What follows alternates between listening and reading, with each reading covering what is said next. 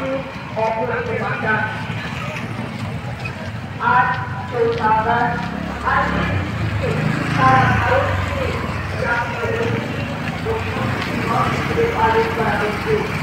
আমাদের ঝাড়গ্রাম বন্ধ করে চলেছে, অথচ সামান্য সচেতনতা এবং সামান্য কিছু নিয়ম মেনে চললে আমরা এই দুর্ঘটনার হাত থেকে মুক্তি পেতে পারি।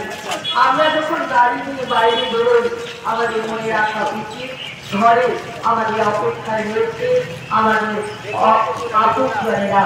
তাই নিয়ম মেনে গাড়ি চালান। বাইক চালানোর সময় হেলমেট ব্যবহার করুন। 4 চাকা চালানোর সময় অবশ্যই সিট বেল্ট ব্যবহার করুন। রাস্তা পারাপার করার সময় সচেতন হন। জেব্রা ক্রসিং ব্যবহার করুন। ট্রাফিক সিগন্যাল অনুসরণ করুন। পথচারীরা ফুটপাত ব্যবহার করুন। গাড়ি বা বাইক চালানোর সময় কখনোই মোবাইল ফোন ব্যবহার করবেন না। নিয়মহীন গাড়ি চালানো দণ্ডনীয় অপরাধ। আজকে কাদের উদ্যোগে কি কর্মসূচির আয়োজন করা হয়েছে এবং কেন? আজকে হচ্ছে জাতীয় অস্থি এবং সন্ধি দিবস, 4 আগস্ট। সারা ভারতবর্ষব্যাপী এই জাতীয় অস্থি এবং সন্ধি দিবস পালন করা হয়।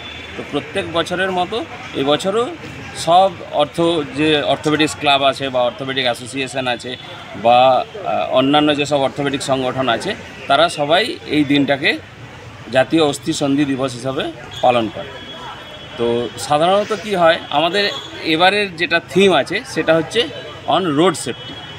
তো দেখা যাচ্ছে যে সারা ভারতবর্ষব্যাপী বা হোল ওয়ার্ল্ডে এই রোড ট্রাফিক অ্যাক্সিডেন্টের পরিমাণ অনেক গুণ বেড়ে গেছে।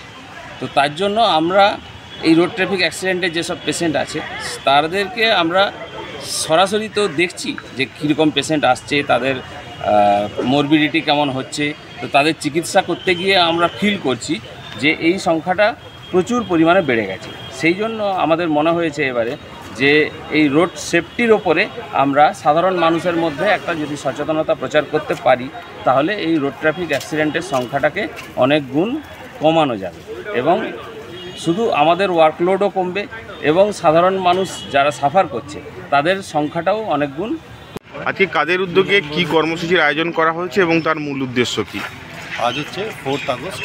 এই দিনটাকে আমরা অল ওভার ইন্ডিয়া অর্থোপেডিক্স অ্যাসোসিয়েশনের তরফ থেকে এটাকে বোন অ্যান্ড জয়েন্ট ডে হিসাবে সেলিব্রেট করা হয়। আজকের আমাদের মূল উদ্দেশ্য হচ্ছে রোড সেফটির উপর মানুষকে সচেতনতামূলক কিছু বার্তা দেওয়া। আচ্ছা, বলছিলাম এই যে রোড আজকের এই চিকিৎসকদের উদ্যোগে যে আজকে যে পথ নিরাপত্তাকে সামনে রেখে যে র্যালি আয়োজন করা হয়েছে অস্থি এবং জয়েন্ট দিবস উপলক্ষে, এই উদ্যোগটাকে কি বলবেন?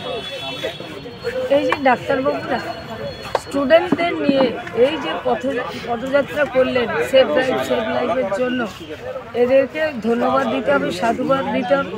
কারণ ডাক্তার হয়েও তারা যে মানুষের নিরাপত্তার জন্য, জীবনের নিরাপত্তার জন্য বা সেজন্য যে তারা এইভাবে একটা উদ্যোগ নিয়েছেন, সেজন্য ওদেরকে যথেষ্ট ধন্যবাদ জানাচ্ছি।